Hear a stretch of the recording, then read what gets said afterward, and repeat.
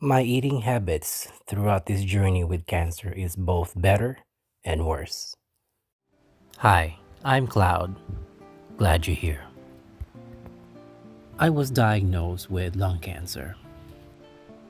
Still feels strange to say that out loud. This channel is my way of making sense of all this. A place to chronicle the ups and downs and challenges of lung cancer. I hope something here resonates with you. Here we are surviving. No, thriving with cancer. Finally, I truly pray that someday soon I can run again. Another day, another grind, rehab and recovery. It's just you and me, as always. Thank you for joining me this evening. I hope you're ready to get your training underway as you listen to this podcast. Come on, let's get to work. Let's get busy living. Let me ask you this. What happens when the body you once trusted no longer follows the rules and every meal becomes both medicine and mystery? Gosh, along this journey, I've had plenty of crazy things happen to me. I've had days where I was afraid of food, especially on the dark days of chemo. But before we get into more of that stuff, just want to thank you for joining me in my musings this evening. Today officially marks my last training session for this month's training block. The end of January has come, and the beginning of February, I'd like to do some change ups and begin to modify and progress my training regimen. For this coming month, you'll see me modify my cross training session, more push up drills, and more effort. Between 1 to 2 minutes on each interval machine with push ups in between. And let's go. I never imagined that food, something so ordinary, so automatic, would become one of the most unpredictable battlegrounds of my recovery. Yet here I am, months into life after lung cancer surgery and chemotherapy, and now on the elective targeted therapy. There are days I stare at the scale, not as a judge of vanity, but as a witness to survival. And there had been crazy swings in my weight. Scary, oftentimes, when you consider I lost 20 pounds in 2 months and gained 20 pounds and then some in the next 2 months. It's a scary roller coaster ride, and it's even scarier when you're looking at how your weight fluctuates up and down. Eating patterns have changed, and I have been telling you in my previous videos how there were days I've been ravenous, and there have been days that I've been nauseous and barely eating. So many crazy changes along the way. Different kinds of foods have helped me and also disturbed me mentally along this journey. My old favorites that I enjoyed eating and drinking before cancer, suddenly I found to be distasteful, and other changes as well.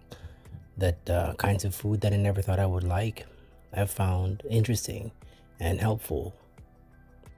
Also, there have been some very horrible side effects. And the abdominal distension and bloating at nights still continues to be a part of my daily struggles. Imagine in 4 months, my weight swung violently, down 20 pounds, and then up 20 pounds again, like I said, not from indulgence or neglect, but from a body relearning how to live. My body has had to learn to respond to trauma.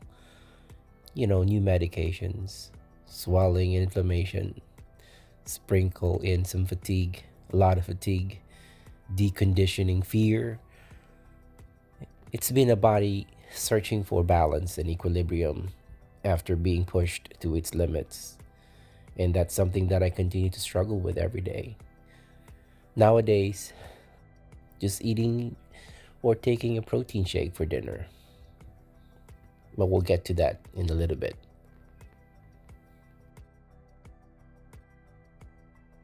At first, the weight loss felt like another loss stacked onto many others. My muscles disappeared, my energy faded. My eating became inconsistent or has become inconsistent. Some days driven by nausea, other days by intense cravings, ravenous, that seem to come out from nowhere. After that brief initial loss of appetite and not wanting to eat anything, the pendulum swung the other way. Weight came back rapidly, too fast actually. Abdominal bloating and abdominal distension set in, fullness after small meals. There were days I felt like I was 8 months pregnant. Discomfort that reminded me daily. Healing is not linear, they say. The medications were doing their job, but they came with a price. The chemotherapies and currently the alectinib, they have some side effects. And a lot of it has to do with how the bowels move. Once again, my body, was speaking. This time, not asking not for more, but I guess for better is the better word to use.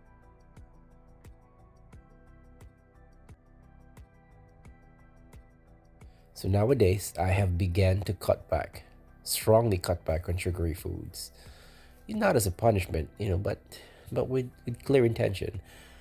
I wasn't quitting sugar. I'm not doing that, but I'm choosing steadier energy, fewer crashes, and less inflammation. I have really started increasing my protein intake, especially with my protein supplements. I'm not chasing muscle, but support, repair, satiety and strength. And I need to give my body the proper nutrition, the proper energy source that it needs. Protein has quickly become an ally in rebuilding my general strength. And I've felt that swing into the right way.